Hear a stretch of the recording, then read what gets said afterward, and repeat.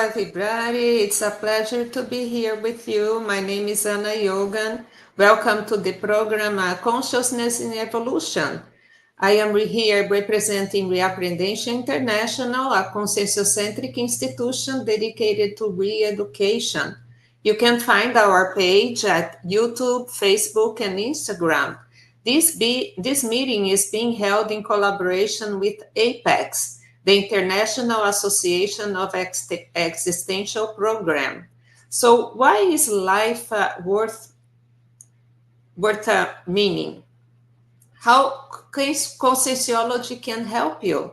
Are you curious about purpose, tired of autopilot living, or interested in conscious and ethical self-development? More than surviving, life is about evolving, learning to live with meaning, clarity, and compassion.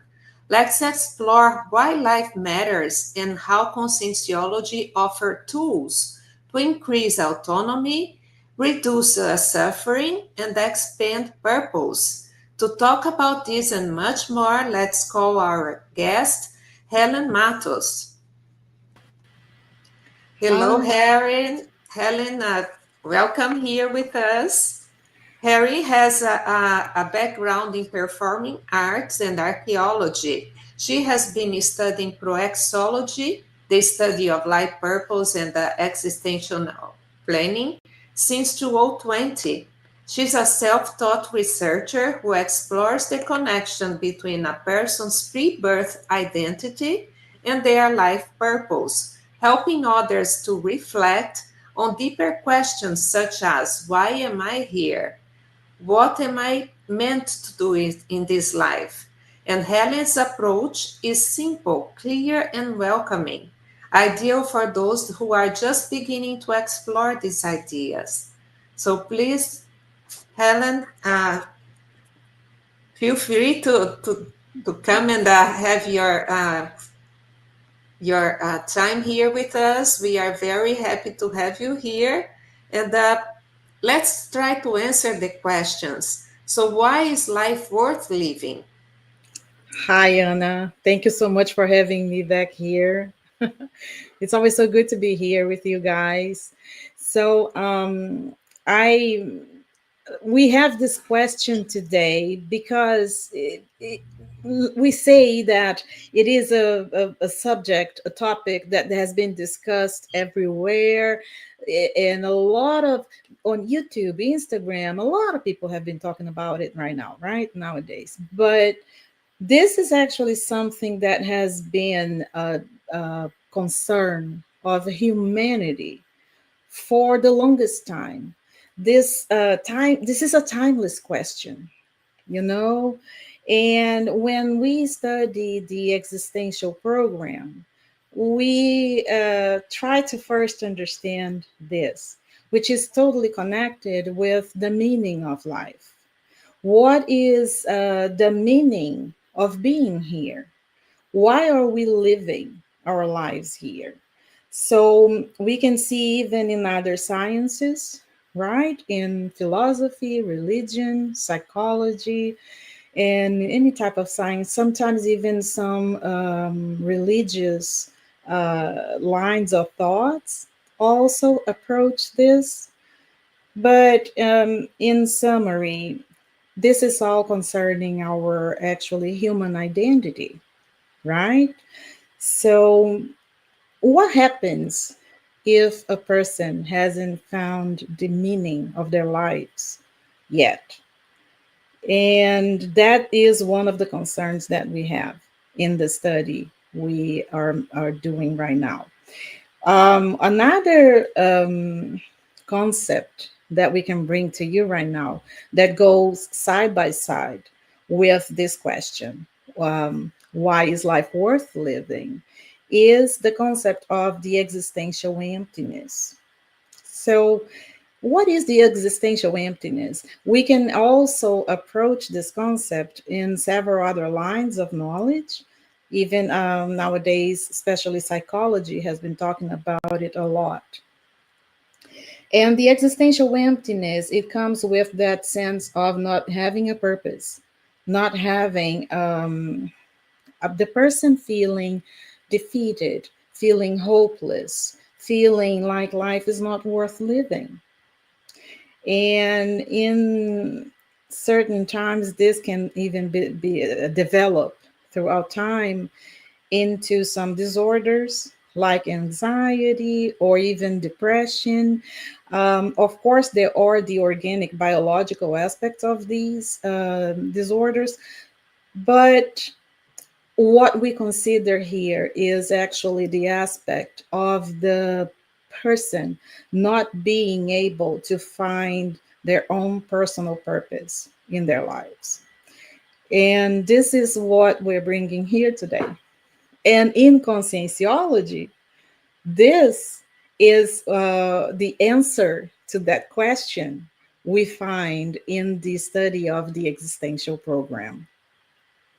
Yes, it's very interesting, this subject you brought, because nowadays we have like an epidemic of mental health problems. And lots of people, they try to find meaning in life in things. And actually, it's not about things most of the times. It's about relationships. It's about uh, the feelings that you develop going through life. Uh, and I was just thinking about that book from Viktor Frankl, the guy Yeah. that went to the concentration camp, and he was a psychiatrist. And I remember they say that he was with a manuscript of his book. It had like 200 pages or something. And Wow. whenever they stripped him, they just threw away his manuscript, and he had to kind of try to write his book in his head. And what amazes me is that he went through this life in the Yeah. concentration camp for years, and he saw people that would go through suffering and they would just give up. Hmm. Sometimes they would be healthy, kind of, but they would just give up and they wouldn't make it. While people that had find some type of hope in the process, those are the ones that kept on living despite of everything being so dreadful right there.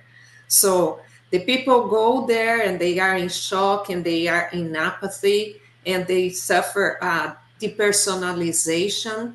And how much we are feeling those feelings nowadays, right? We are going through life in a, like a, we said, in the automatic pilot. And how do you feel about this? What can you tell us? Yeah, this example that you brought today is really it's a very good example because it's an extreme situation. So it is useful for us to bring it and illustrate the condition. But no, I'm gonna ask you guys a question. How many of us have our own concentration camp inside of ourselves? So we are sometimes we feel so lost in our lives that we may be actually building this kind of inner prison where we feel stuck. We can't actually develop and even implement projects. And based on my own experience, but also based on all the studies that we do in conscienciology and specifically at Apex in Proexology, which is the science that studies the existential program. And there is a smaller word for that existential program. We call it proexis. And when we analyze and study this case study of Viktor Frankl, we can see that he was so concerned about the groups of people that his community in and the conditions they were living in and all the suffering, and people were losing their lives, losing their belongings, losing their dignity, and losing their purpose. They were losing family members and everything else. And as I said before, it's an extreme situation, but still, for him to find a reason to actually try to change things around him within that group and try to help people to find meaning, to find purpose. And then from that experiment, for him to actually deduce and diagnose that it was possible, even in that extreme situation, people would actually overcome some of the aspects of their tragedy and find a purpose in others. So they would find the meaning of their lives in helping others, in helping each other. And this is such a huge indicator for all of us on why our lives can be worth living. If we find the purpose, the meaning in helping others in extreme situations where we can easily give up and not actually have hopes and have the willpower to live on. Well, if we are having this prison inside of ourselves, that means that we may be able to find solutions and find tools to get out of that prison and actually have that purpose and give our lives that meaning. So, this purpose, when you feel like life feels directed, life feels like it's going into a constructive trajectory, and we have this something feeling, a feeling like we have a personal mission, a unique something that we can have to be accomplished. Well, or in other words, we can build that sense of having a goal in our lives. So there is in Proexology, we consider the condition that we actually are not here in a random situation. We have our own reasons to be here in the human life. We have learnings to do. We can teach as well. So this is all intricated in the existential program objectives. And the existential program itself, what is it? The existential program, according to what we study, is not planned here after we are born. We are born with that inner certainty that we are here to do something important, and that something important is related to exactly that, exactly what Viktor Frankl realized when he was in the concentration camp. We are here to be existential. What does it mean? We are here in order to help others evolve as well. So if we don't focus so much on ourselves in a selfish sense, we are able to actually help ourselves in our own evolution, personal evolution. But instead of focusing on our selfish wants and needs, we are focusing on what others need, other people, even in not just the people around us, our family or friends, but also in the a more ample sense, the world itself. How can I actually be a more existential person in terms of helping people that I don't even know? And this is what we study as well in the existential program, the uniqueness of our planning. See, if you plan your life before you're born, what is it that will be inserted in that planning? What kind of project is that? And that is the uniqueness that's based on the person, him or herself. So, for instance, if I have my existential program and there are several variables and elements in this existential program, is this, what is it based on? what is this existential program? What is it that, how do I actually elaborate, create this project, this life project to be implemented only after I am born? And that's another aspect of the existential program that's very interesting. And then we realize that the existential program is singular, is unique. It's based on your own personality, your own successes and failures. It's based on all the plannings that you have towards groups of people that are around you, towards the whole world, but also in order for you to evolve. And it demands a certain level of growth, personal growth, and a certain level also of openness for you to actually be able to donate this all this evolutionary knowledge and evolutionary learning curve that you will develop throughout your life. So in a sense, the existential program has two very important elements: the theoretical element and the practical element. And then we realize that the theoretical problem, the theoretical element, is that the one that we learn while we are still in the what we call the extra physical dimension, which is not we were not born yet. And then we have the chance to actually put into practice, materialize all that here in life. So basically, this is what we are going to approach as well in our module 2 of the Proexis cycle course that will be happening next Sunday. And we will be talking about all the determinants of the proexis, all these elements that will come into place, and then we can understand exactly what we are here to do. Why am I here?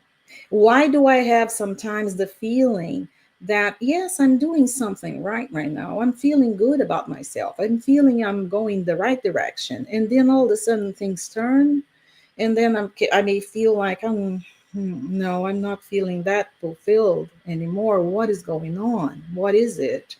And this is connected to your uniqueness of proexis. So my proexis is not the same as Anna's. It can't be, because we are not the same. We're not the same. We're different people. Anna has her own qualities, her own weaknesses, and I have mine. So therefore, it can't be the similar. It can't be the same. We can actually fulfill and implement our proexis together in group, and that's what makes it's even more motivating, because you don't need to do your proexis by yourself.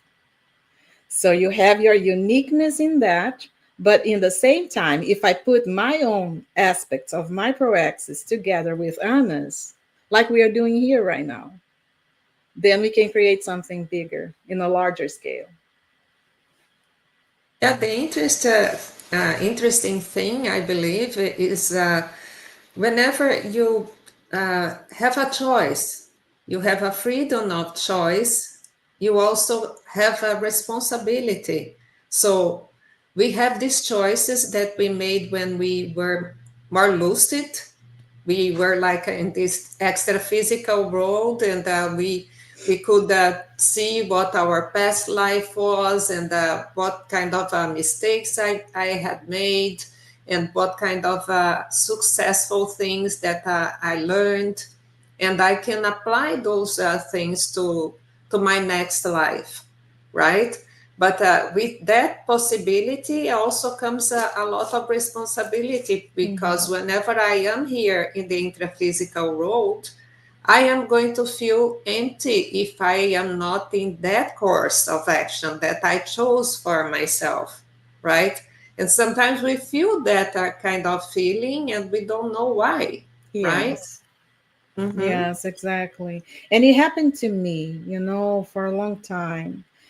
I got distracted. This the human life, this dimension here, right? The human dimension, the earth life is very distracting. And if you consider all the times, the epochs, the eras, traditionally when we study history or archaeology as my line of study and work, you will see that this time now, this time period is the most distracting, the most confusing of all.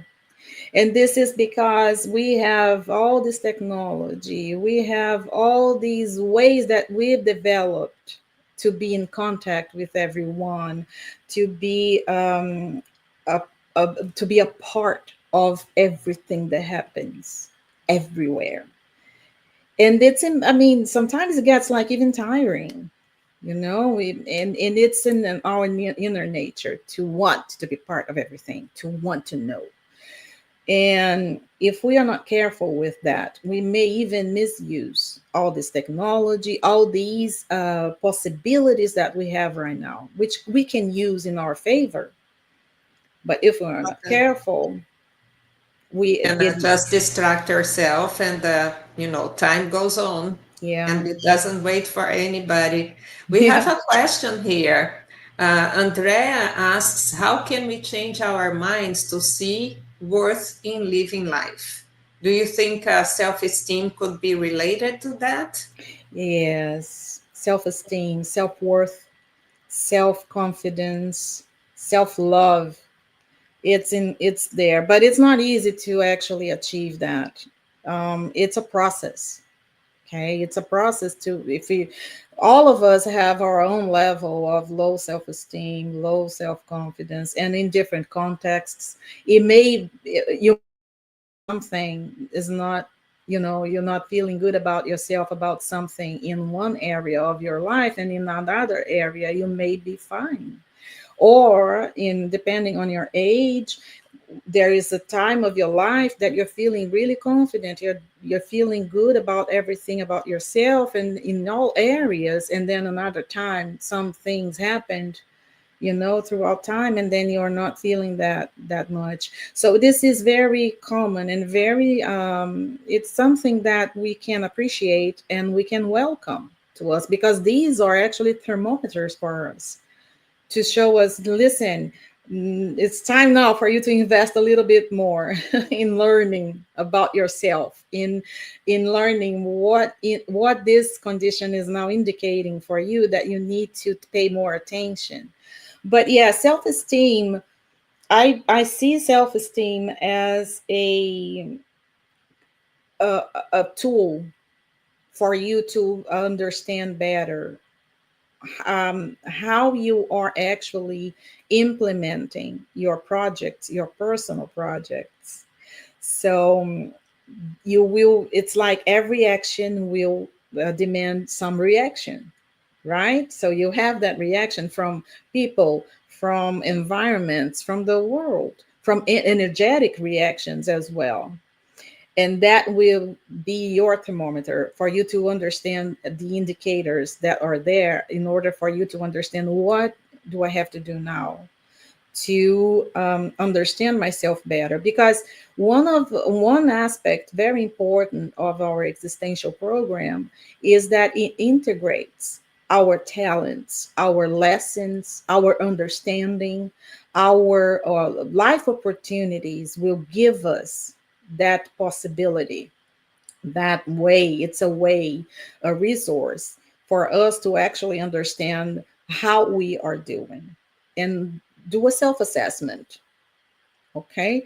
So if you, in a certain period or in a certain context, in a certain time, if you feel like your self esteem is actually dictating your decisions, your reactions to the world, your communication, your interactions, this is, if you see it as an opportunity for self growth, That will actually give you tremendous possibilities in order to implementing your proexis. And of course, we are not getting into many details here. We are, my goodness, we are on the tip of the iceberg here because this is such a complex subject. But we can actually, in at Apex, we have several courses. We have research groups, we have group studies. So study groups. And then we can actually go into more details. We can deepen even more if it resonates with you. If you're interested in this topic, we have debates. You know, we do it together as a group, and it's very fulfilling.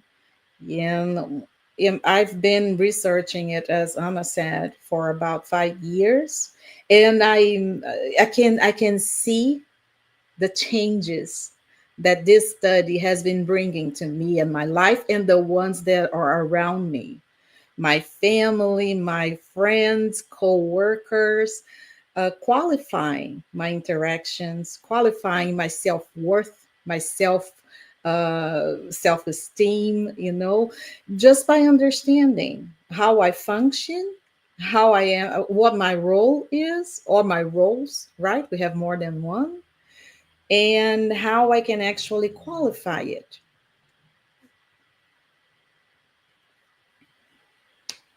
So I have a question from Jamal, and he's asking how to join our groups.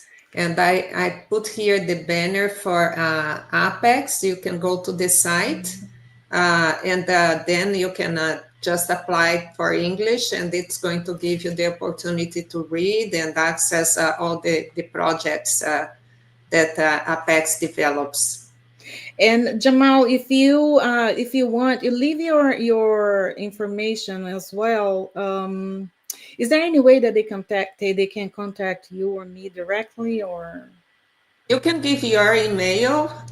Okay, Jamal, if you email me, Helen Matos at Proexology. Can you type it there? Okay. We didn't think about that. Yeah. Yeah. Oh, Jamel, I'm sorry. But no worries, we are learning. Okay, let me give you. We'll put my email for you. Okay, Jamel. That's great. That's awesome. Is that right? See, check if it's Yes, right that's here. right. That's it. Okay.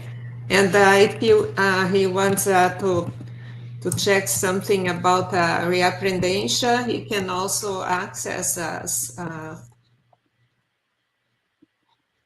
That's great. Mhm.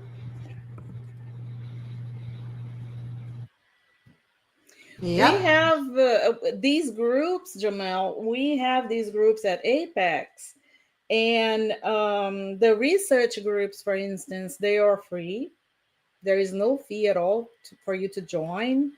There are the classes. The Proexis cycle is this class that we started last weekend, actually, and we have 8 modules, and these, yes, that's it. There it is.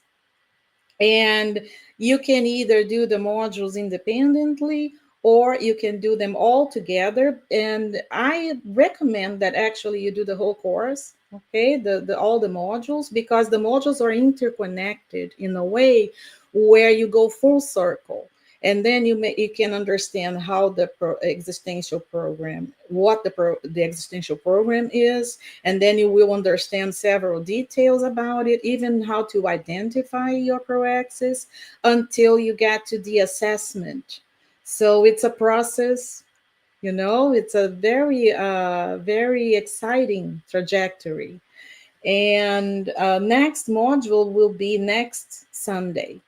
And that's exactly this module that we'll have next Sunday is exactly what we are talking about here today, about the uniqueness, the singularity of each proexis on of each person. And it's a very exciting course. We have wonderful debates in these courses with instructors that are very experienced, over 30 years of experience in this. Very, very nice. So, can you tell us how would I have like a possibility of knowing details of my proexis? What could indicate some tip that I could follow if I am kind of lost and I don't know what I should do? Then how could I identify some details? Okay, great. That's wonderful. Well, one aspect that we can evaluate here is resulted directly from past actions.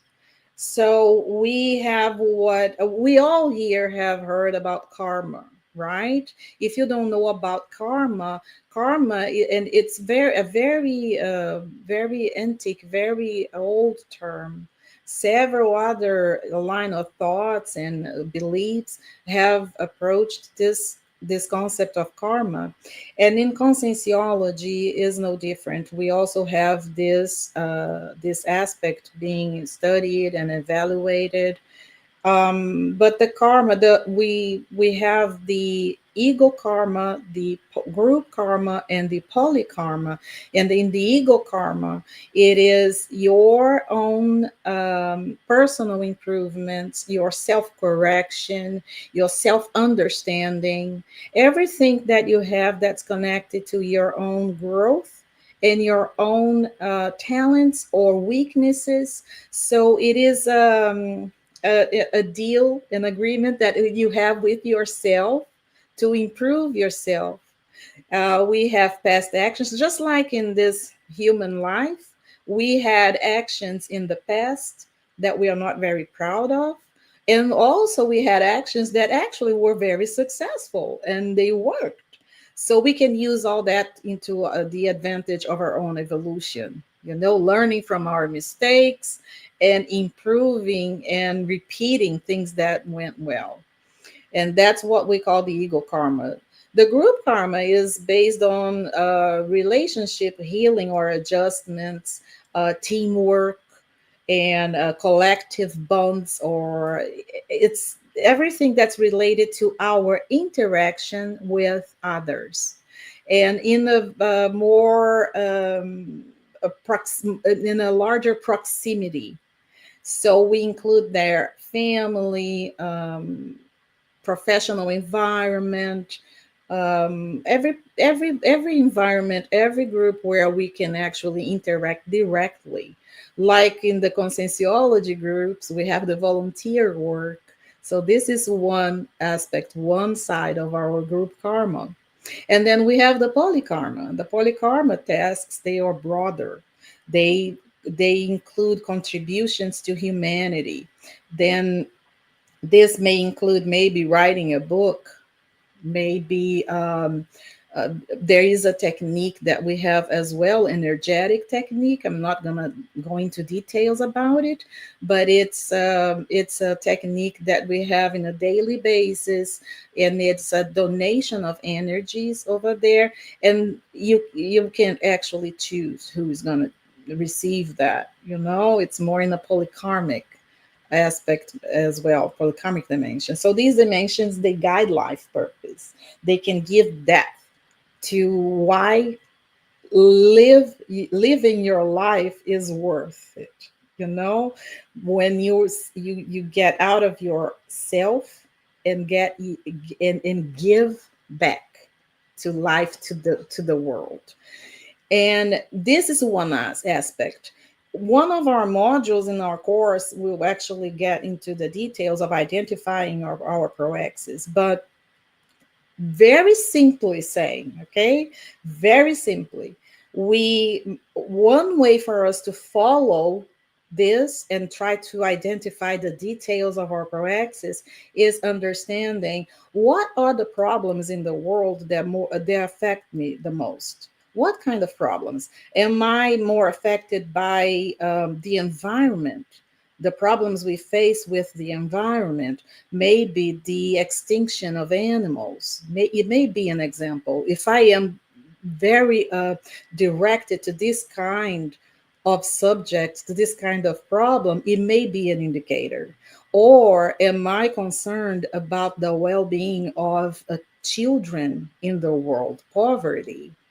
And another thing that may indicate, that may help us to identify some very unique aspects of our proaxis is also the way we can actually approach those, and what kind of activities am I going to be doing in order to bring some type of contribution to that problem. So this is a very simple way to see this, but we have 3 hours of a specific class just showing us this. In that class we also analyze the lives of some very successful people in we those people, we are not sure about their proexis. It's not even the objective of bringing them as examples, but we can use their lives to actually compare and analyze some aspects of the choices they made and the results they achieved, so we can bring to our own personal life. And it's a very exciting module as well. We have one more question. Jamal is asking if our current choices will shape our next life purpose as well. Probably. Probably. Of course, we are here using the principle of disbelief, right? We are not here to actually tell people what is going to happen, what's right, what's wrong. No, it's not our intention. Our intention here is to actually instigate you to come and do your research with us, and then maybe help us improve the answer for that very question. Bring your own. If you can bring your own thoughts on that, that will be great. But yes, if we actually use this logic that we are bringing here today, so if the results of past actions can bring us to the moment we are living right now, to the way we feel right now, then possibly, what we do now will actually contextualize what kind of life we are going to have next. Very, very interesting. And uh, I believe that whenever we try to research ourselves, we kind of find a lot of answers that we didn't know they were there, but it kind of helps a lot to identify our next steps. Yes, that was a wonderful question, actually. I love it. I love that question, Jamal. Love it. And I think that what is, if I could actually summarize and have one phrase to put out there here right now, today, based on the lifestyle we have now, based on where things are going in the world, is this: let's just let's just consider that we have a proaxis. Okay, let's I and a hypothesis. Okay, let's just consider this possibility. Maybe I have a proaxis. Do I have to do it alone? No. And actually, it's the proaxis, to be successful, to have better results. We don't do it alone, and that's why we are building this community. And this is why we are actually here today, to show you that we do it together. It's in group. It's not possible for us to actually evolve by ourselves in loneliness. If one of these aspects of the proexis is that proexis is existential. We are here to help each other, to help others evolve. Your success means that I am being successful. If I'm helping you, then we are not here alone. We have to actually work, and that's what we bring as the concept of the maxi-mechanism. What is a maxi-mechanism? Imagine a machine. Okay, you have the clock. I don't know how clocks work, okay? So I'm not going to give you details, but just in general, imagine a clock. It has several pieces, right? And they work together. All those parts, all those pieces that are working unison, work, each one of them doing their part. So the clock can work, and then the little thing can took, took, show you the time, right? Now, what happens if one of those pieces doesn't work anymore? The clock doesn't work, and you can't tell time anymore. So, this is the maxi mechanism of evolution. Our evolution is this big machine that works, all the parts work together. And then you, me, Anna, we are the mini pieces. So I do my part, Anna does her part, and each part is unique. My function in that clock is that. And if I deviate, if I don't do that part, then the evolutionary mechanism, it it may not break totally, of course, but it my not doing my part, it will affect it in some way.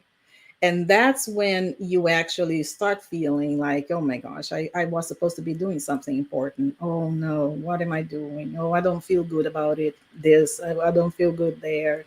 And that's because we are not actually helping that mechanism to move forward. It's a win-win situation too. Yes, yes, Jamal brought a very good comment here that it's amazing. Yes, it's our responsibility to make a world a better place. So if I have a life purpose and I am implementing a way of helping others and helping myself, so we are on the cosmic flow, and that's a big deal. Yes, Mhm. that's true. Yeah.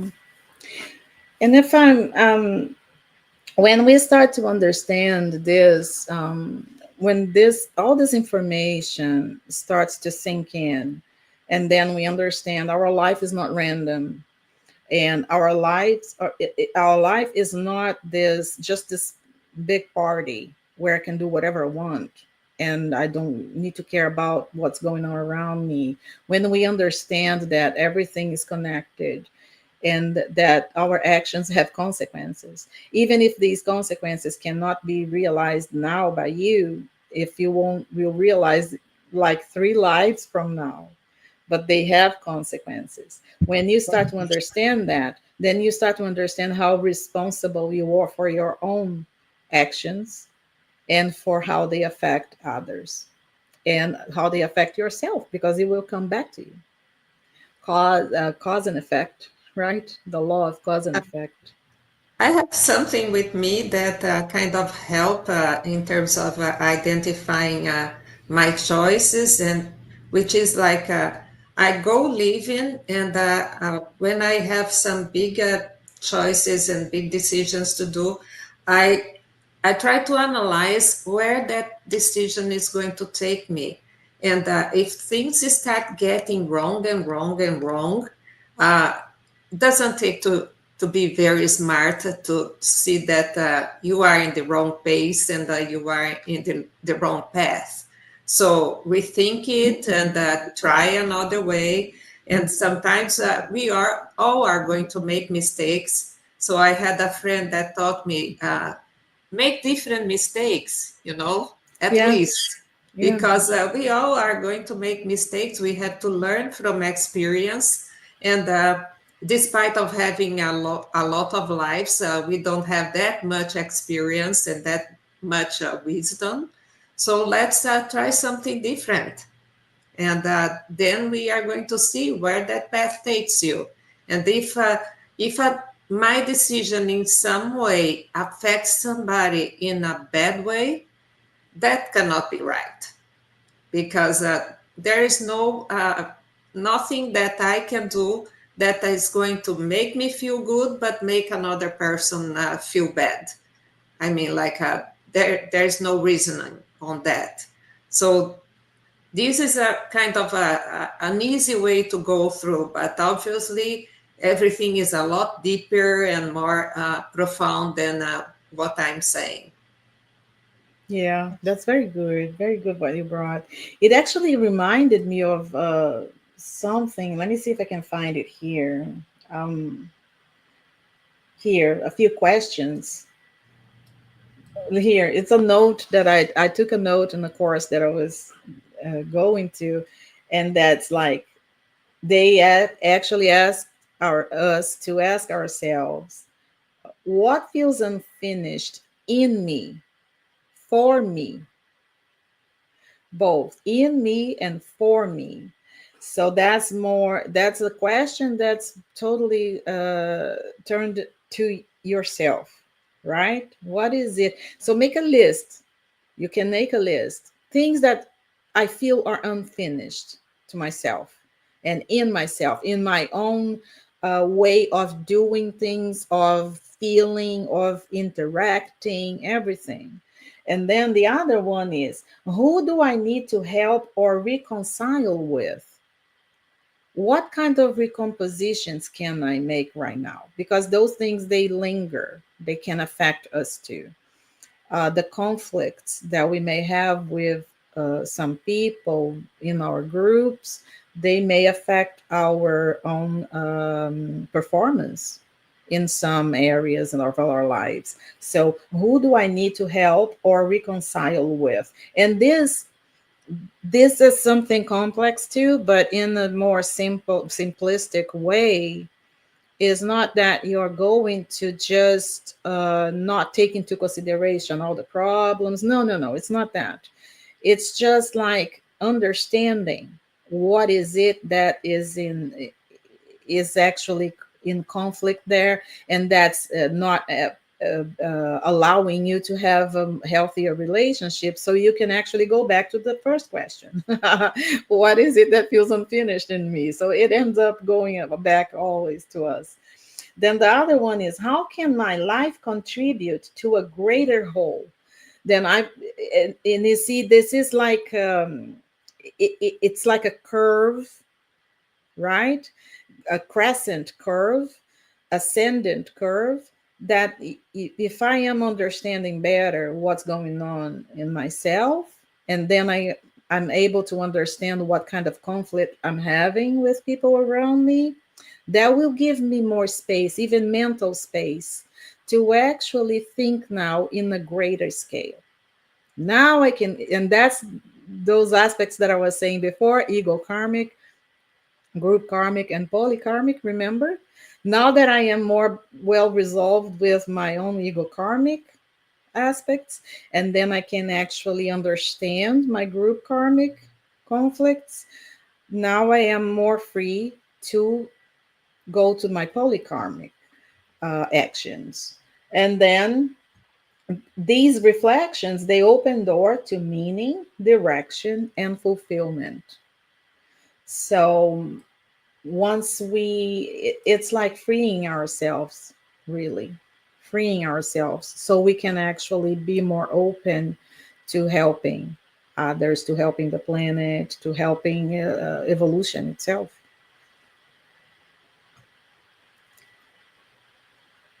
Yeah, very nice. And Marcio is asking, what are common signs that could indicate that our actions and priorities are in alignment with our existential plans designed during our intermissive course? Well, one of the signs, and it's like, I think it's the easiest way for us to actually identify is our feeling. of accomplishment. It's like an inner happiness that we start feeling. And it's what we say is our compass, inner compass, that you're in alignment and going to the direction of what you planned to yourself before you were born. That's more intuitive.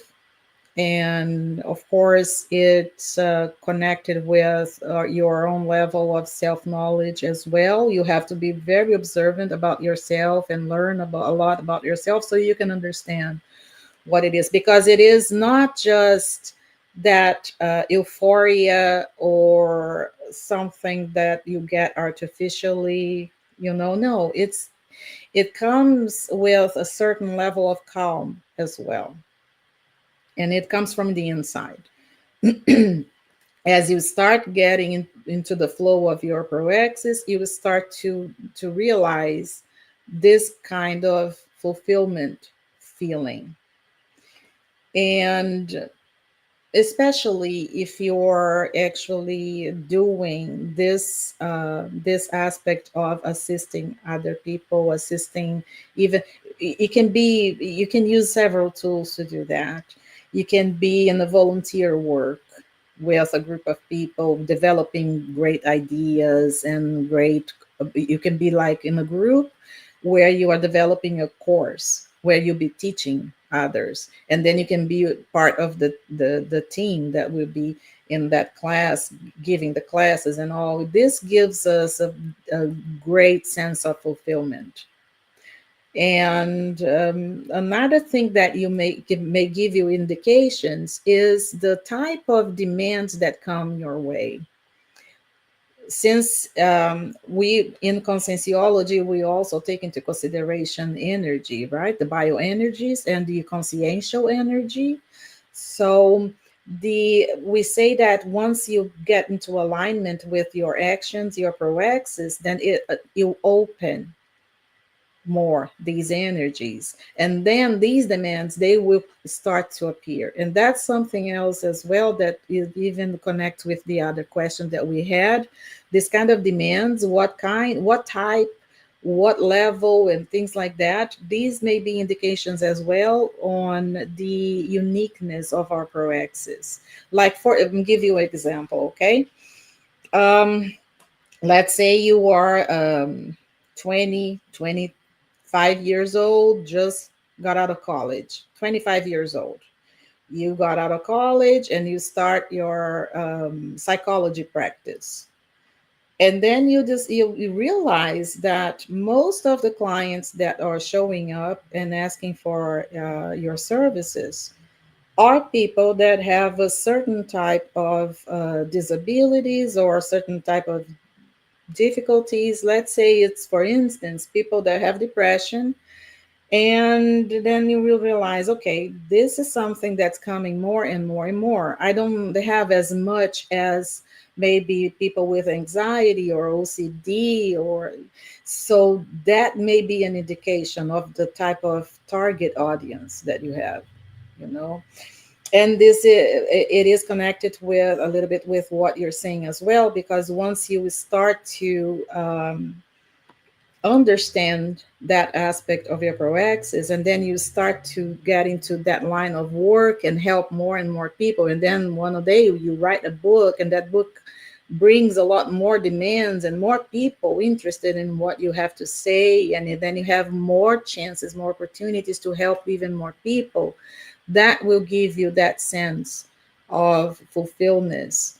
And this sense is it's like gives you more energy and more motivation, and then you get more ideas, and then your own work in tune with your proexis starts to grow, and then the work itself is going to start to give you the directions. It's not as much anymore you looking for the directions, you lost and trying to find the answers. It's more like the universe now is giving me the answers I was looking for, and then that's that. I don't know if it was clear. I think it was excellent, and I get that part, which is very important, which means you stop being a victim and you Yeah, take responsibility of your choices and of your life, and you are in command, you that's know? right. Yeah, I love it. I Yeah, love right? it. Perfect. Thank you. I love it. Love the way you put it there. Yeah. And then you have no more excuses. You recognize your role, and you just have to do what you were supposed to do. And Yeah. also, I believe that this group karma, like you said, you get a lot of people with demands, and Yeah. that group is somehow related to you. So those people are people that you have some responsibility over, because we don't just choose to evolve and leave behind whoever were our peers and our Yeah. friends in other lives. We have to kind of help these people to evolve as well. That's right. Otherwise, it wouldn't make sense, right? Um, Anyways, I have another question, and it's from Jamal. And he wants you to talk about your story behind joining Apex and how that impacted your life. Yeah, of course. Okay. Yeah, so Jamal, I am what we call a task resumer, and that's we give this name to people that had this sense of having a meaning, a purpose in life, and then joined a group. In my case, I joined Conscienciology, and then for several reasons, in including here all these aspects that I mentioned before, the ego karmic, group karmic, I I did what we say is deviation. I deviated from my tasks. So my inner compass it was unbalanced, and I deviated and started to do and feel a lot of things that were not aligned with my proexis. So I had for several years what we I mentioned here before, the existential emptiness, and it developed into a clinical depression at some point.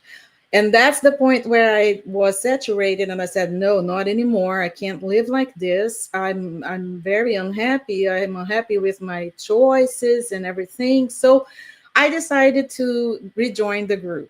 So I reached out to my friends, and I went back to my volunteer work, and that's how I joined Apex.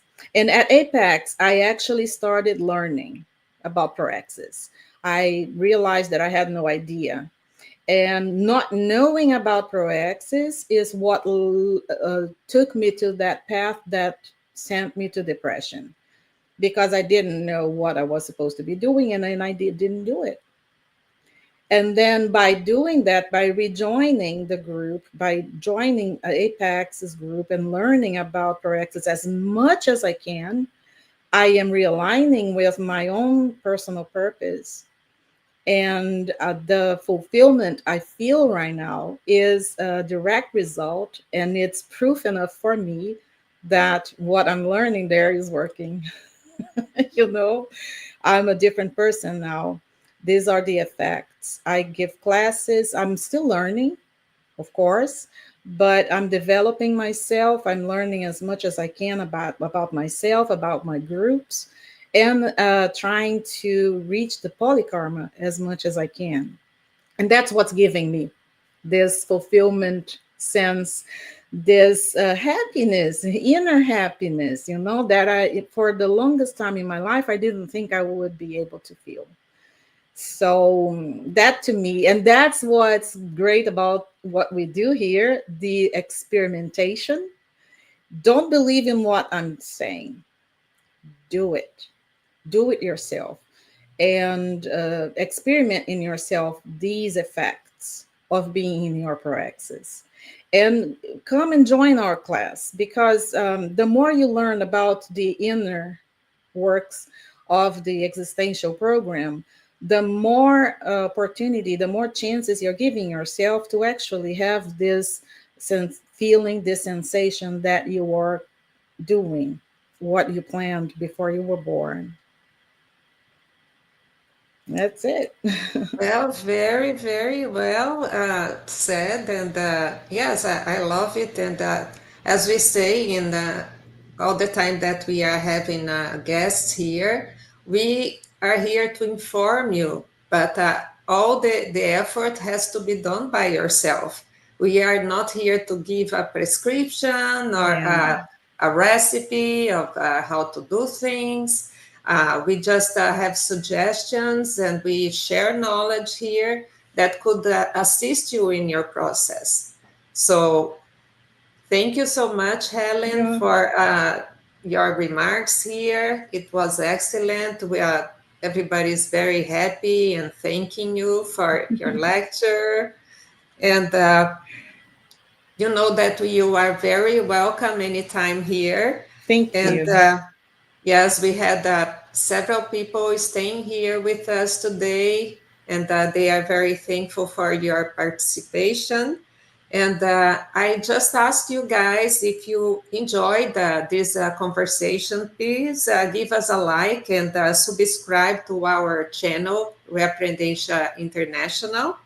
And next, next uh, 15 days from now, we are going to have Kim Macau. He's an Oh, Australian uh, instructor, and he's going to talk to us about something related to anthropology. He's an anthropologist, wow. and it's going to be really, really nice as well. So, thank you for being here, and I wait for you guys on October 5th. And thanks for joining us today. And I Thank hope to you. see everybody next Sunday in class. Okay. All right. All right. So thank you, Ellen, and I see you guys next time. Thank you, Anna.